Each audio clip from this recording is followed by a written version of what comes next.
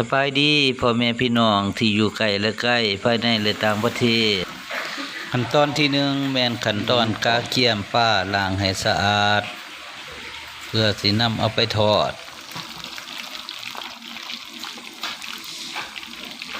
ขั้นการทอดเนาะเราจะใช้เวลาดนเติบ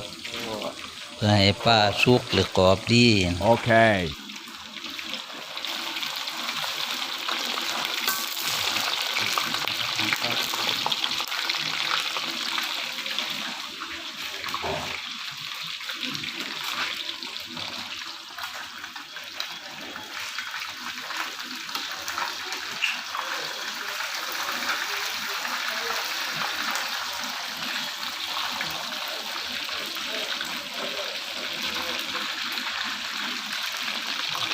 เหลืองแล้วพี่น้องเหลืองแล้ว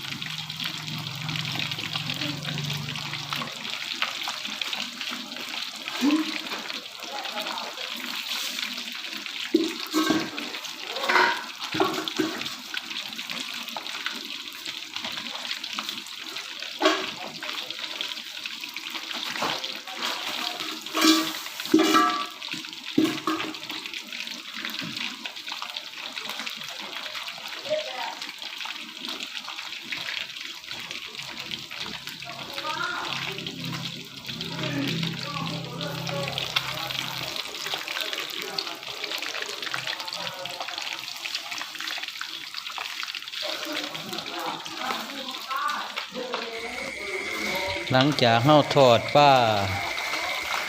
สุกแล้วเนาะเฮาก็เอาขึ้นมาป้าไว้ให้มันเสด็จน้ำมัน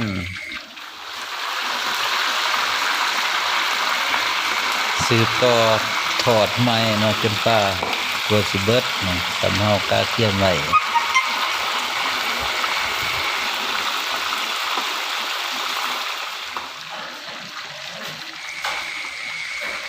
มาเบิ่งป้าที่เฮาทอดเนาะก็สิประมาณนี้นะเนาะมาเบิ่งขั้นตอนเฮ็ดน้ำเสื่อมเพื่อสิไปเสื่อมกับป้าที่เฮาทอดเนาะเอาผักเทียมลงทอดให้เหลืองซะก่อนกวนกลุ่มเลยนุ่มไปใส่มันท่อมเกี่ยวเทียม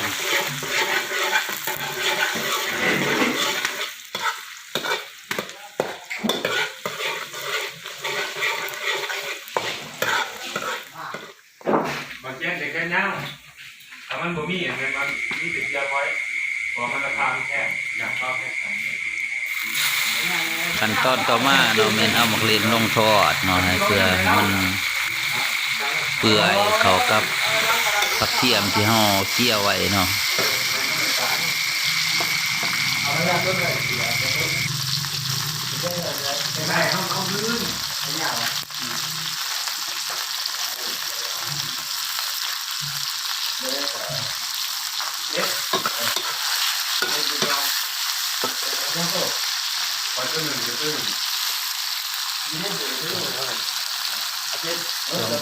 เดือดปลา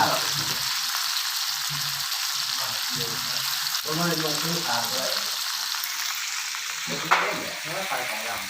่อเอ็มก็เอาเมื่อเอ็มก็เอา ของเรามันแตกใส่ตัวหนาวใส่เดือดก่อนซื้อไหมใส่ไปก่อนตัวนี้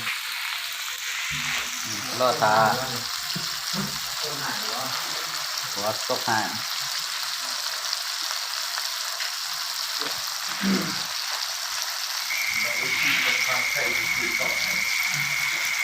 เครื่องปรุงเพิ่มเนาะก็ใส่ซอสหอย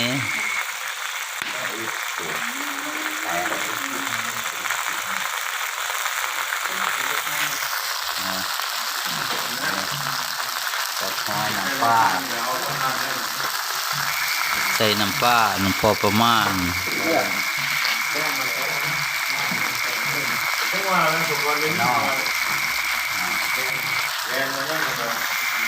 ใส่ขนอหน่อย ใส่หมักหวานก็ใส่น้ำตาลที่ละลายบ่มากก็ใส่น้ำ วัวเพี้ยน มาเพิ่มรสชาติให้อาหารโดยบ่จีหูดเพื่อให้มันหอม ถูกแล้วถูก ใส่น้ำมะขาม ถูกหันเลย เล็กน้อยใส่หมักผมก็ใส่ละลายไปบ่มักผมก็บ่ใส่เลย เคี่ยวหวานมาเลยนะ ว่าเมนูเสื่อมป้าใ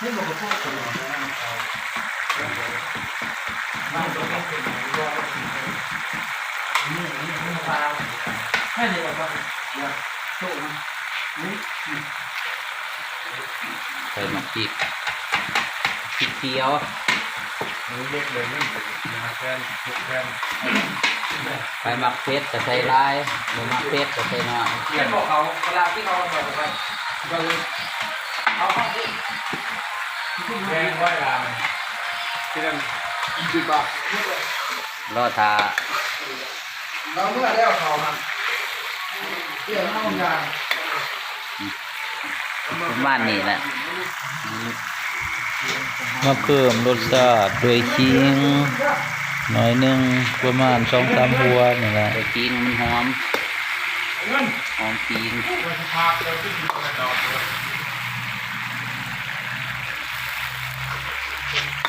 หอดใส่ตะกี้แล้วหอด เอาใส่ขนอดิใส่น้ำปลานั่นแหละบ่ติดตามขั้นตอนเห็นบ่ น้ำตาลใส่ได้ใส่หน่อยสิฮะ เดี๋ยวเจอสมัครวันก็ใช้ได้สมัครวันก็ใช้ได้ ปรุงมากก็บ่ใส่เลย เดี๋ยวนะเดี๋ยวโอ้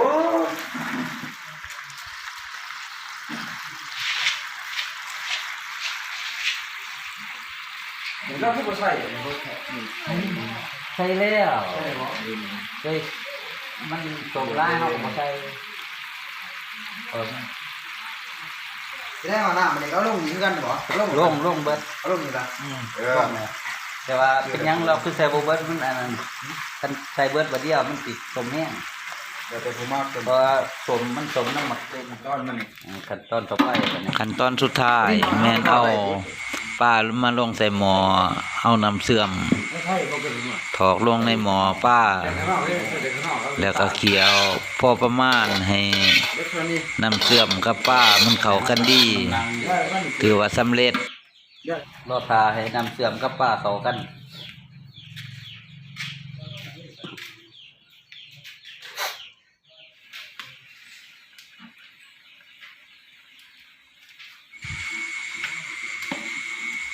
เอาหอมบัวใหญ่ลง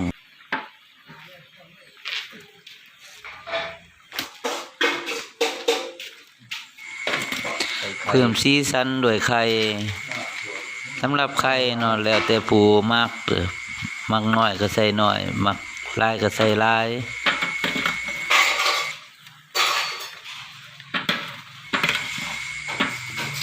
ไก่สิสำเร็จเลยเด้อพี่น้องไก่สิได้กินแล้วไก่แล้วสำหรับเมนูนี้ใช้เวลาโดนแน่เด้อในการเสื่อมป้า